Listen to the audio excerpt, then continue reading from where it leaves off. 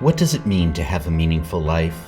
To some, it means family, to others, a hobby or craft, and to some, meaning is found in knowing that you are understood and respected, that you are not labeled or defined by your disability. Welcome to the Columbus Organization's Meaningful Life series. In many ways, our lives begin as a blank canvas, longing to absorb the vibrant color, energy, and story told through our life experiences, the people we meet, the moments we treasure, the memories we create.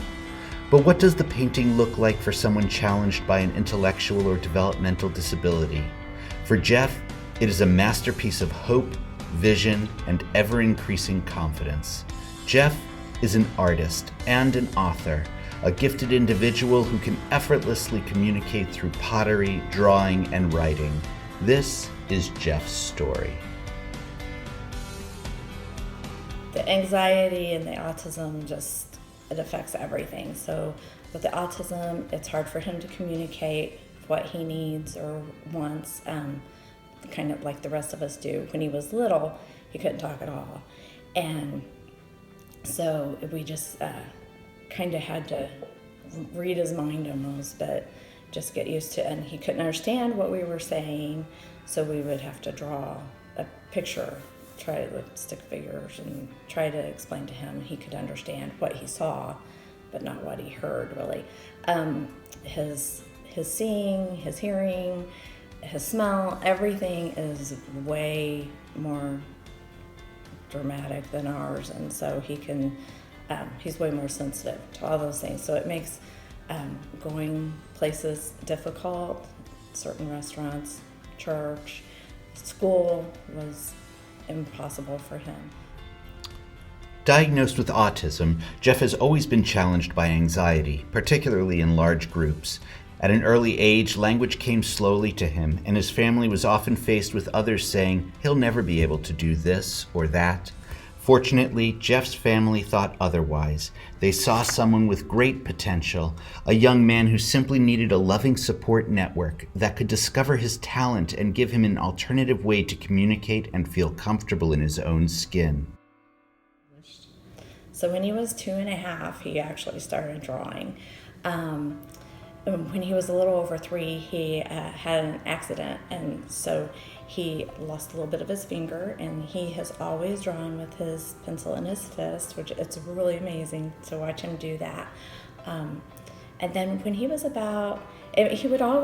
would always say if he would do what someone else asked, he could illustrate a book, and never knowing that he was literally gathering all the information himself to write a book. So one day he had started art class, and I went to pick him up at art class, and he said that he wanted to buy this book about an animal. And I said, okay. And he said, as soon as I find it, because usually it's at a bookstore, and we would, put it on his birthday list or something. And I'm like, oh, you haven't seen it yet? And he said, no. And I said, well, you could just write it yourself. And he said, with a hardcover? And I said, sure. So he came home, he wrote a book, he drew this picture, and he actually illustrated a whole book with just 2 pictures by having us zoom in and crop parts of it out. And then we just had it printed where you do photo books. And then, so we had a couple of those printed. We took it to our library, and we have 2 local libraries that he loves, and he spends hours each week at both of those libraries. And so I took it in, I was just really asking them how to get these made in hardcover less expensively. And the librarian was like, these are very well written. And I was just like, really? Because I'm mom, I love everything that he does. And so I'm like, okay. So we sent one to a publisher, and we got it published. This once anxious boy has grown to become a strong 28-year-old man with published books on Amazon and library art showings. And at the Columbus Organization, we proudly display his art as one of our signature pieces in the Pennsylvania office. It's been 9 years. So he just wanted to learn more and wanted to have a job. And I was like, you're really great at art. Why don't we try, an art class?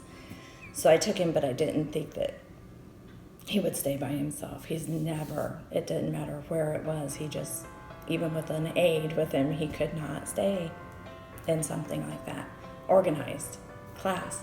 So I actually sat in the waiting room every week for a few weeks, and then I went out to my car and started sitting out there each week. And then I had a friend who lived close by, so we would drop him off, and I felt like I could be farther away.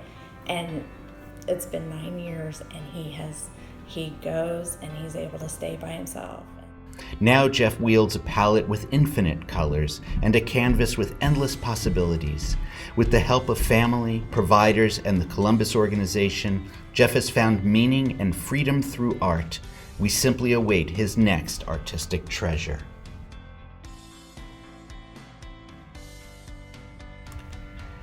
There are many others just like Jeff, young adults who just need a caring, insightful case manager and a person-centered approach to achieve their meaningful life goals. At the Columbus organization, we help people understand the choices they have in the community and select the best options for the individual. We're dedicated to individuals with intellectual or developmental challenges, empowering you or your loved one to realize your meaningful life goals. For more information, contact us today.